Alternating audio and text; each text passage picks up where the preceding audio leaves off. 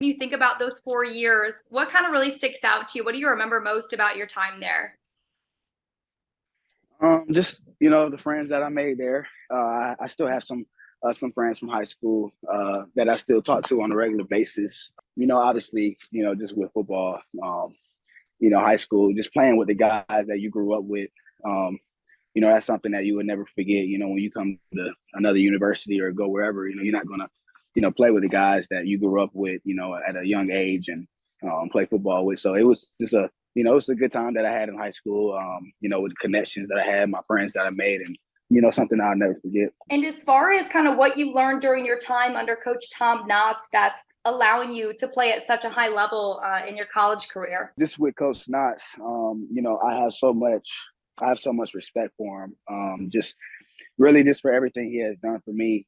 He's a very hard coach, and I used to actually ball boy for him. Be like a little ball boy on the side. My third grade, actually my third grade, and going all the way up to sixth grade before I started doing C team in the seventh grade and eighth grade for middle school. So I actually knew Coach Knox for a while. When he got to Dutch Fork, and um, when I started playing on the varsity team, my tenth grade year.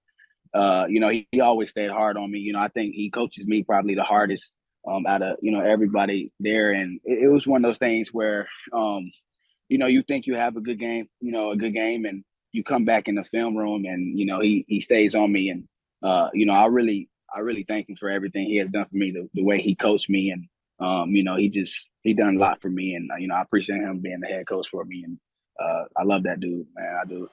And you're not the only wide receiver to come out of Dutch Fork with with doing some damage at the college level and everything. And now you've got Antonio Williams, who's at Clemson, Mm-hmm. who's really drawing a lot of attention. What have you seen from him and kind of what he's doing at Clemson? Yeah, I'm proud of him, man. I'm proud of him. Just what he has done. Because my senior year, he was a junior, and he always was there, just behind me, watching what I'm doing and asking questions.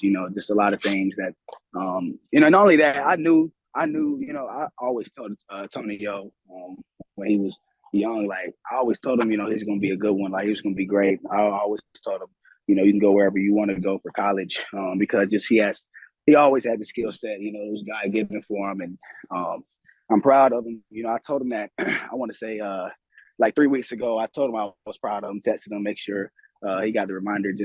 But for him, I just want him to keep going. He's only a freshman, and he's going to do a lot more damage in his years at Clemson. And I'm proud of what he has done. But just most of his stuff is God given. He always had that talent, and I'm just glad everything is working for him. And I just hope he keeps his hunger for throughout the seasons that he play at Clemson, and see him at the next level. And then you talked about how much you were thankful for Tom Knotts and his coaching style. Is there like one lesson, the biggest lesson you think you learned from Coach Knotts? Ooh, biggest lesson. Don't get too high in high moments, and don't get too low in low moments.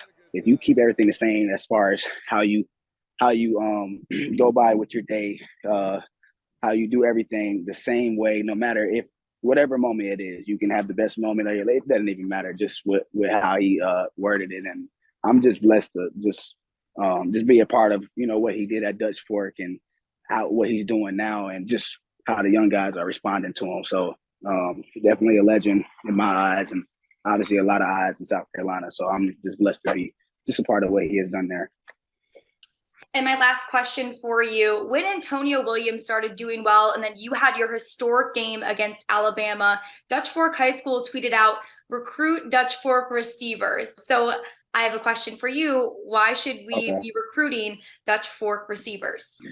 When you're talking about just recruiting Dutch Fork, you just have to just put it in mind, the people that have been before there, and obviously what Coach Knox has done. I mean, you got to give him the respect. I mean, probably Coach Knox could probably coach him in college. We all know that, and um, so I'll say this is a respect thing. I mean, we need our respect from Dutch Fork, and the guys there are hungry. The guys there are doing good. I make sure I check on them, make sure everything's good. But just as a program, I just feel like we always been disrespected, as far as with recruiting there. And I think that's a step that we need to clean up there at Dutch Fork for sure.